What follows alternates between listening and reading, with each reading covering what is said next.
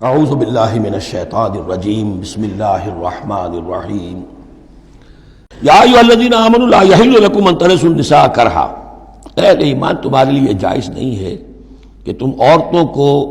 زبردستی وراثت میں لے لو۔ یہ بھی اس عورتوں کے طبقے پر جو شدید ظلم ہوتا تھا،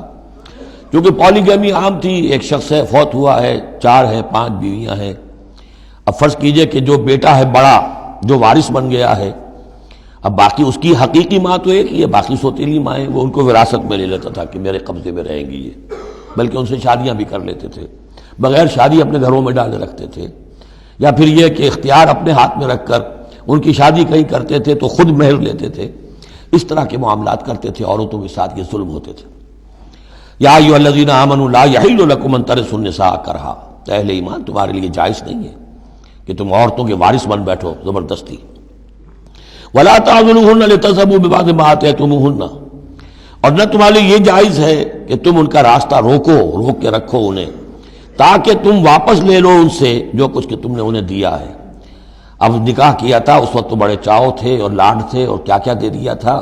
اور اب جو ہے اس سے وہ واپس ہتھیانے کے لیے طرح طرح کے ہتھ کنڈے استعمال ہو رہے ہیں، انہیں تنگ کیا جا رہا ہے، ٹارچر کیا جا رہا ہے، ذہنی طور پر تکلیف پہنچائی جا رہی ہے۔ الا یاتین بفاحشۃ مبینہ، ہاں اگر کسی سے صریح جو ہے حرام کاری کا فعل سرزد ہو گیا، اس پر کچھ زیادتی کی جائے، اسے کچھ سزا دی جائے، جیسے کہ اوپر آ چکا ہے فعذوہما، اس وقت تو اجازت ہے۔ اس کے بغیر جو ہے کسی کے اوپر زیادتی کرنا، خاص طور پر اگر نیت یہ ہے کہ میں اس سے اپنا مہر واپس لے لوں۔ وعاشروہن بالمعروف، دیکھو عورتوں کے ساتھ معاشرت اختیار کرو، رہو سہو معروف طریقے پر، بھلے طریقے پر، اچھے طریقے پر، نیکی اور راستی کے ساتھ۔ فَإِن كَرِهْتُمُوهُنَّ فَعَسَىٰ أَن تَكْرَهُوا شَيْئًا وَيَجْعَلَ اللَّهُ فِيهِ خَيْرًا كَثِيرًا،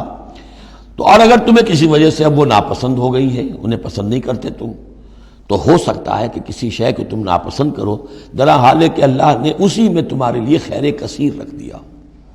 پتہ نہیں ایک عورت جو ہے کسی ایک اعتبار سے آپ کے دل سے اتر گئی ہے، طبیعت کا میلان نہیں رہا ہے، اس میں اور کون کون سی خوبیاں ہیں، کس اعتبار سے آپ کے لیے وہ خیر کا ذریعہ بنتی ہے، تو اللہ کے حوالے کرو اس معاملے کو، لیکن ان کے ساتھ رکھو معاشرت صحیح، ان کے حقوق ادا کرتے ہوئے۔ ہاں اگر معاملہ ایسا ہو گیا ہے کہ ساتھ رہنا ممکن نہیں ہے تو طلاق کا راستہ کھلا ہے، شریعت اسلامی نے اس میں کوئی تنگی نہیں رکھی ہے، یہ کرسچینٹی کی طرح کا کوئی غیر معقول نظام نہیں ہے کہ طلاق ہو ہی نہیں سکتی، وہاں یہ کہ طلاق کا راستہ کھلا ہے۔ وَإِنْ أَرَدْتُمْ اسْتِبْدَالَ زَوْجٍ مَكَانَ زَوْجٍ، اور اگر تم نے فیصلہ ہی کر لیا ہو کہ ایک بیوی کی جگہ کوئی دوسری بیوی لانی ہے، وَآتَيْتُمْ إِحْدَاهُنَّ قِنْطَارًا،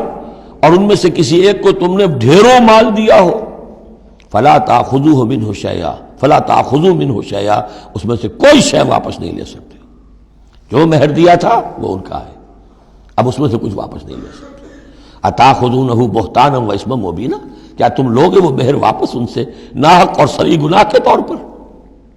وَكَيْفَ تَأْخُذُونَهُ، کچھ عقل کے ناخن لو، کچھ شعور اور کچھ شرافت کا ثبوت دو، کیسے ان سے وہ مال تم واپس لینا چاہتے ہو؟ وَقَدْ أَفْضَىٰ بَعْضُكُمْ إِلَىٰ بَعْضٍ،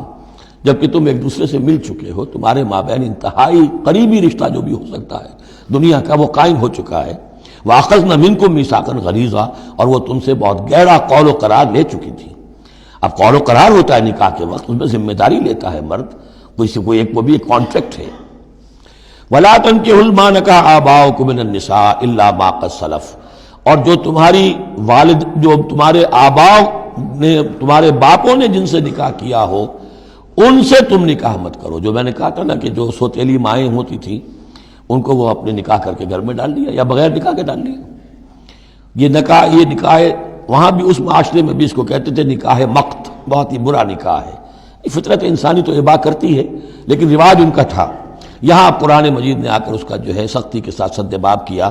وَلَا تَنكِحُوا مَا نَكَحَ آبَاؤُكُمْ، جن عورتوں سے نکاح کیا ہو تمہارے باپوں نے ان سے نکاح نہ کرو، مِنَ النِّسَاءِ إِلَّا مَا قَدْ سَلَفَ، سوائے اس کے کہ جو ہو چکا، إِنَّهُ كَانَ فَاحِشَةً وَمَقْتًا، یقیناً یہ بڑی بے حیائی کی بات ہے اور اللہ تعالیٰ کے غضب کو بھڑکانے والی ہے، وَسَاءَ سَبِيلًا، اور بہت ہی برا راستہ ہے۔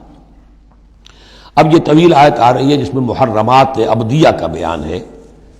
کہ کن رشتوں میں نکاح کا معاملہ نہیں ہو سکتا، ایک مرد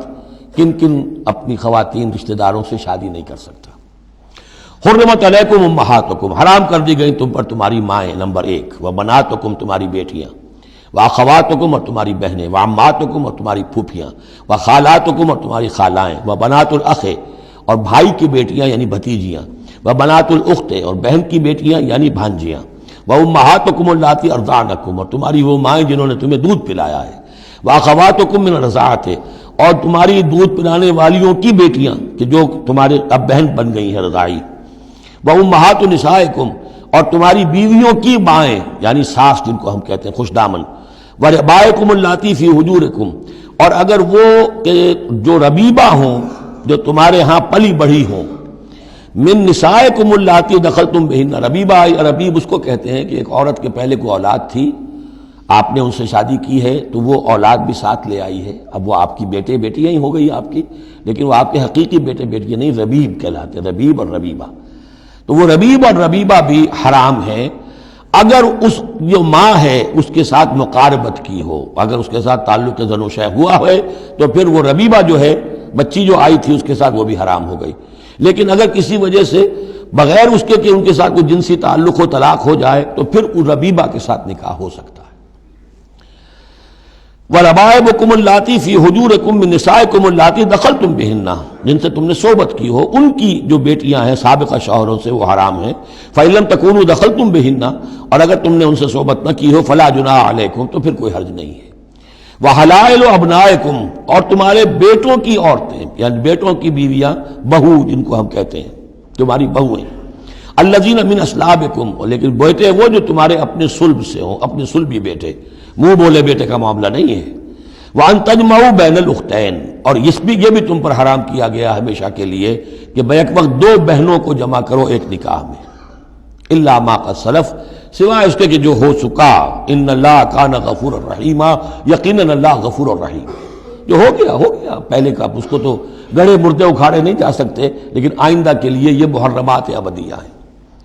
اس میں حضور نے اضافہ کیا ہے